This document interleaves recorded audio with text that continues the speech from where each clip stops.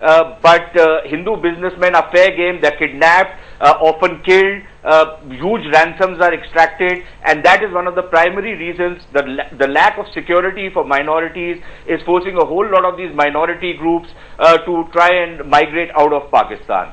But the fact of the matter remains that the real problem in Pakistan is the general intolerance in society. Now, we talk about the Rinkal Kumari case, and I'm really shocked that, a human rights activist like Rita Manchanda finds that one particular case, out of so many cases, she could find one particular case, and when you listen to the kind of criteria which the judge laid out, and if you say that this shows you some light at the end of the tunnel, then I think that light is the train heading towards you.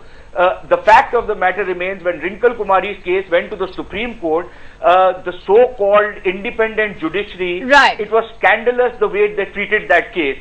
This woman was weeping out there. She wanted to go back to her parents. They forced her to go into the Darul Aman.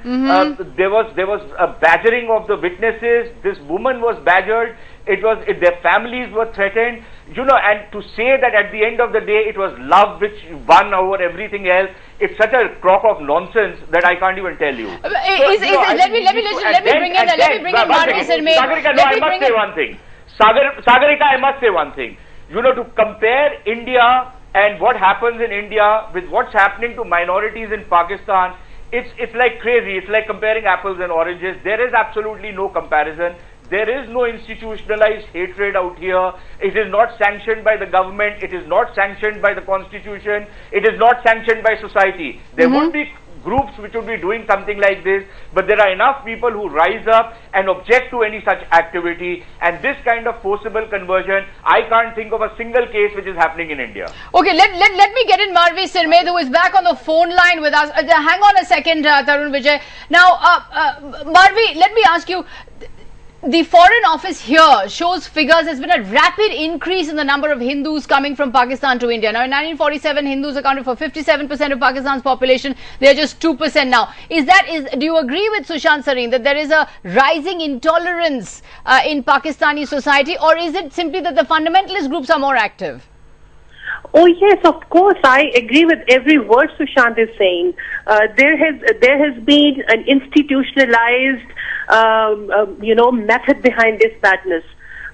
These people, these extremist organizations have been let loose on Sindh, which was much more tolerant than rest of the Pakistan. Sindhi Sufism is now, now is becoming a myth day by day. What happened during Musharraf's years was that, when in one district, for example, in Shikarpur, there were 7 madrasas. And over 10 years now we see over 28 madrasas in that district.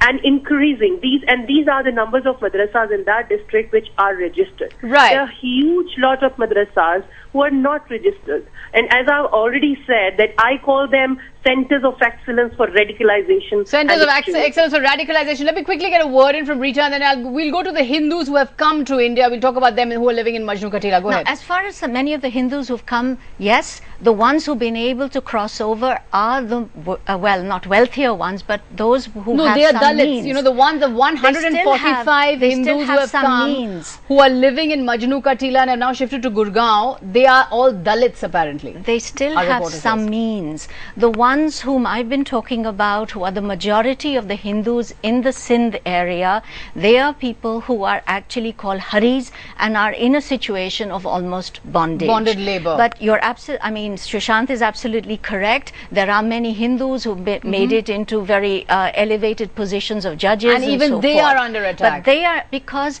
the entire situation for minorities in Pakistan is an extremely vulnerable one. Constitutionally, they're discriminated against, and today, because of, as you said, the rise of forces like the Sipahi Sahaba and the Lashkar-e Jangvi and so forth, they are really at risk. So as religious nationalists, nationalism is just growing. one moment.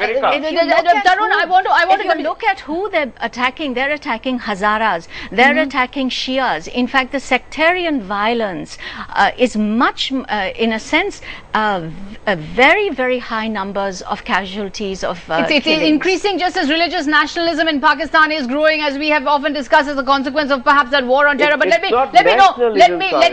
me just come to tell you, ask you the question, Tarun Vijay. Now the Hindus who have come and who are living in India, who are now agitating for refugee status, are they in fact fleeing persecution, or are you politicizing this issue? Because a number of reports are saying that they have come on tourist visas and they simply want to overstay their visa. So is it important that there was no other way but to get a tourist visa to cross the border? And it's not a political question, even the Congress people, and it's an Indian question, because they have no stake in the partition of India. They remain there thinking that they will be treated as children of Pakistan, they will be treated as daughters of Pakistan, but the daughters of Pakistan were raped and maimed and killed by the Pakistani owners. So they have to come here and they should be protected here without any politicization of the issue. But then why? But is the Indian government right? We'll have to go into a small break at this point. When we come back, we'll ask: is the Indian government right in denying refugee status to these Hindus who have come from Pakistan? Because the Indian government says that just because they are Hindu, a secular state cannot claim them as its own. Let's take a short break and come back and talk about that. A Hindu minority community is not safe in Pakistan.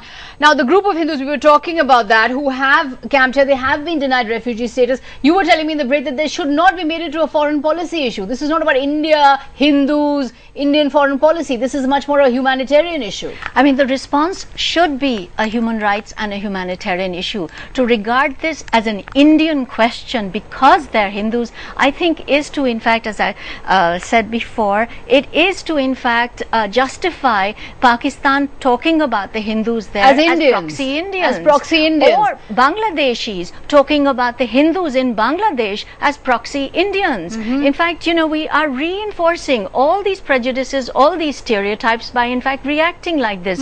Yes, there is a real human rights crisis for these people. They are extremely vulnerable. And yes, the Indian government should give priority in recognizing them as citizens. But it's also a fact that whether it is people coming over from Bangladesh or people coming over from Pakistan, always, whether these are nationalities, these are nationals of those particular countries. Tarun Vijay, do you want to respond to that? You know, this whole notion that India has to reach out because they're Hindus. Because this is a completely bunkum logic, because when American ambassador speaks about the Hindus in Pakistan and the Christians in Pakistan, those Christians and Hindus are not taken as proxy American citizens. It's a question of human rights. India can speak but about these are Pakistani citizens. About they're Pakistani citizens. About the Arab Spring. But these are Pakistan citizens who have come from Pakistan. They are not Indians. So what? The global human rights activism, so let them get killed out there, is irresponsible. No, we should not take it. We should make a demand in the United Nations that there should be a safe land for the Hindus in Sindh, and that should be monitored by United Nations. Something like that can be demanded, and there has to be a political pressure that if Pakistan wants a friendship with India, it cannot remain aloof and distanced from the plight of Hindus in Pakistan. They have to take care more than taking care of let me just get in, Sushant. I think you wanted to say renovating Qatar's Raj. We don't want it. We want that Hindus should be protected in Pakistan. Hindus should be protected. Let me just get in. Get in, Sushant. The Indian government says this is an internal matter of Pakistan. These groups that are coming to India. Do you feel that India should make this a foreign policy issue and give them refugee status? Look, I don't think you have a choice but to give them refugee status. What are you going to do? Throw them to the wolves all over again? You know, you have to also become realistic. Pakistan is a state in which they are trying to run de-radicalization centers. And guess what?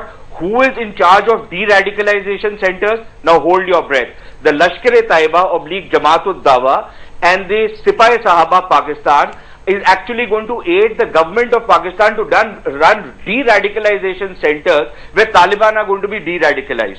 Can you imagine what sort of a state you are talking about? But then the point is, yeah, but the point is, should India get involved? Should India get involved in Pakistan's experiments with pluralism and secularism? No, one second, Sagarika, India has not got involved. India has just tried to tell Pakistan that there are certain responsibilities you have, and when you talk to government officials and even politicians, they say and they admit that, look, we are doing something, but this is quite pro forma because we really don't expect the Pakistanis to do anything. After all, in Rinkal Kumari's case, the man in charge of the conversion is a member of parliament from the Pakistan People's Party. But the point is, Nishant, I'm sorry, we're running against time. The president of the country. You've made your point. We're running against time. Let me just bring in Marvi here. Marvi, the point we're making and that Rita is making is that India shouldn't make this a, Hindu-India story. Now the point is that perception gaining even in Pakistan? Because we have the instance of a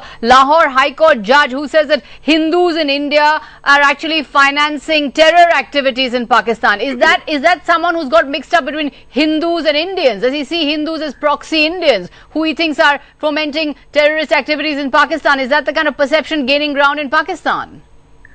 Sagarika, while agreeing to the fact that Hindus are one of the persecuted minorities, I would reassert that there are so many other much more persecuted minorities, Ahmadis for example. So if India would get involved, why would India should not get involved. India should not get involved. No, so let me ask you, we're not selectively get involved with Hindus. Right. Ahmadis are much more persecuted. Now, speaking about the judges, our judiciary is very radicalized itself. It is also radicalized.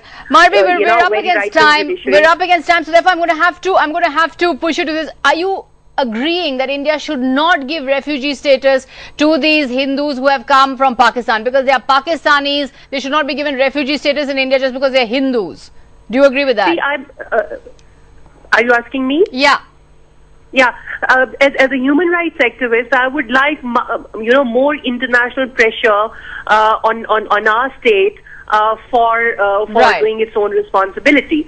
But I would not for India to get involved. Other states to any other, not for India to get involved. Make our case very difficult, especially in terms of in the case of Hindus, because most of the Hindus, when they go to India, they are called Pakistanis. Right. And so India should not get involved. Indian agents. I think this is a very important issue. It's a very important issue. It's minority rights. It's about human rights, minority rights, not about religious nationalism necessarily, and that getting tied up with India and Pakistan. Thanks very much indeed, Tarun Vijay, Sushant Sareen, Rita Manchanda, Marvi Sirme joining us from Islamabad. Thanks very much indeed. Hindus, indeed minorities facing a lot of pressure in Pakistan. What are you telling us there? In fact, 90 are saying no. In fact, are saying that minorities are not safe in Pakistan. Thanks for watching.